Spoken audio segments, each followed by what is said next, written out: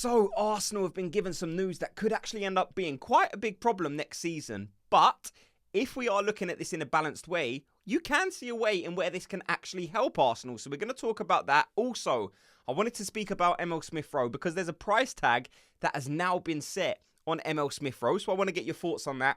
And of course, Arsenal have made their first signing. We're going to be talking all of that. Before we do though, very quickly, just do me the favour. If you enjoy these videos, just let me know by giving me a thumbs up on this video. Just hit like.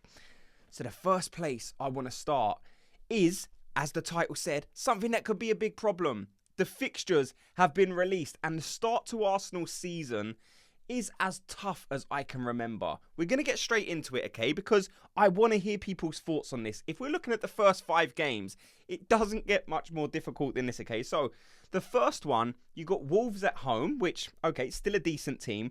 But then after that, it's just very, very difficult, okay? So Aston Villa away, Brighton at home, Tottenham away, Man City away. So in terms of 5 games to kick the season off, those are going to be very difficult fixtures. Wolves, Villa, Brighton, Tottenham, Man City, all very, very good teams now. All are going to be looking to be hoping for them European spots. So these are all going to be very good teams.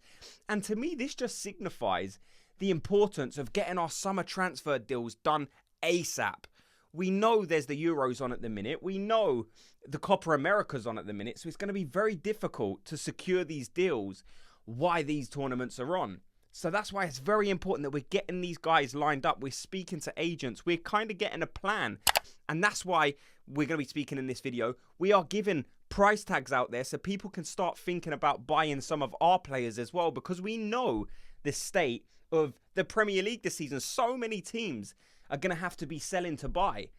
Arsenal are probably in that position as well. I'm seeing it more and more that Arsenal are going to have to sell to buy. You never want to hear that as a fan. You always want to be in a position where if an opportunity comes up, you can just go out there and buy the player. But unfortunately, in this day and age, with PSR, with these restrictions, you can't operate in that way. So clubs are having to be smart. Arsenal are having to be smart. And that's why we're going to get in that Emile Smith Rowe story in a second. But let me know your thoughts on the first 5 fixtures. Do you think this puts Arsenal at a disadvantage to a Man City or to Liverpool? It could. Look, I think you can look at this in a pessimistic way or an optimistic way. The optimistic way would be, yeah, it's very difficult at the beginning, but if we can kind of get through these games, if we can navigate those set of fixtures relatively unscathed, then the run-in is looking absolutely brilliant. I mean, just look at the run-in Arsenal have got from April and May, okay? So you've got Fulham at home, Everton away, Brentford at home, Ipswich away, Palace at home, Bournemouth at home. And then it's not till four games towards the end of the season that you got Liverpool away, which of course is a very difficult game. But then you got Newcastle at home. Again, you would expect it to be a winnable fixture.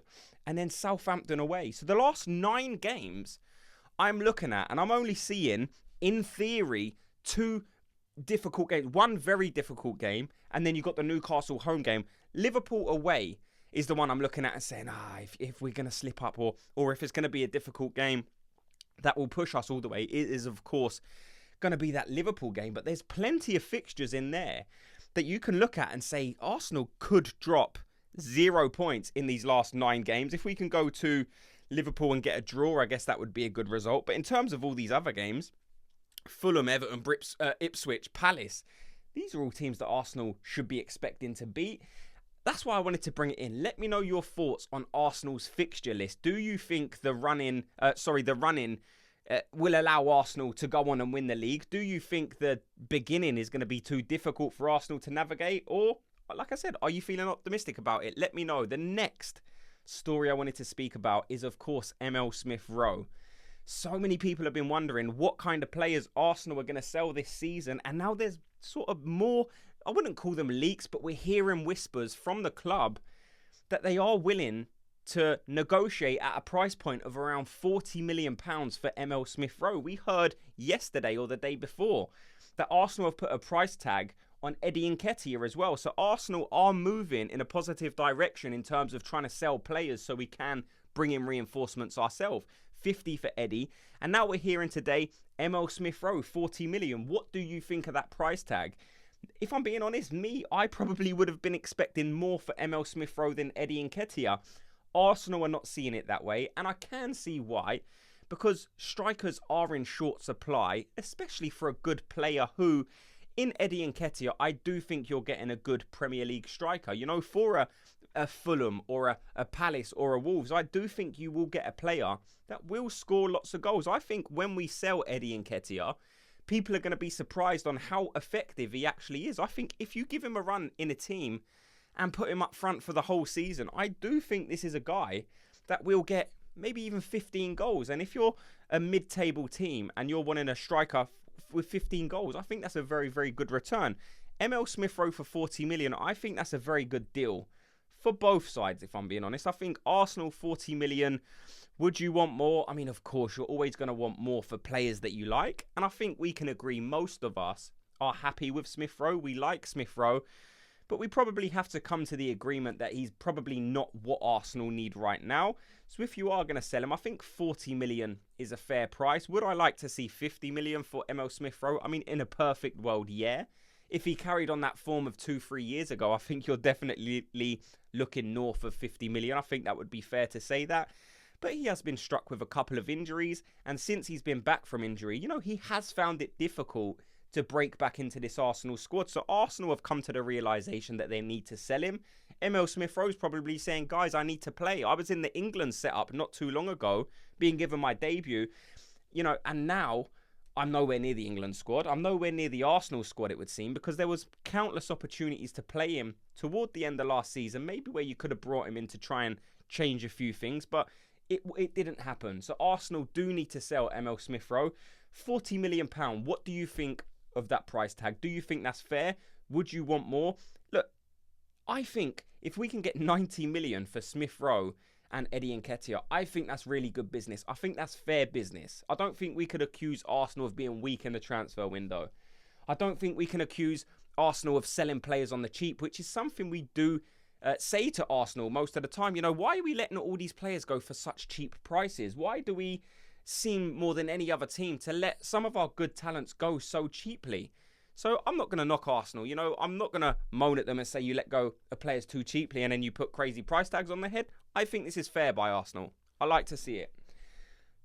The last story I wanted to touch on is Arsenal's very first signing. It is Danish goalkeeper, 19-year-old Lucas Nygaard. I'm not going to lie. I know absolutely nothing about this goalkeeper. If you have information on this goalkeeper, let me know.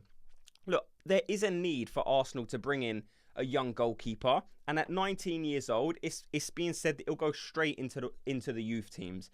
Arsenal did need reinforcements in that area. We've seen what's happening with Hein. We've saw what happened with Nkonkwo. So, you know, bringing in a young goalkeeper is probably a smart move. He's going to be nowhere near the Arsenal first team.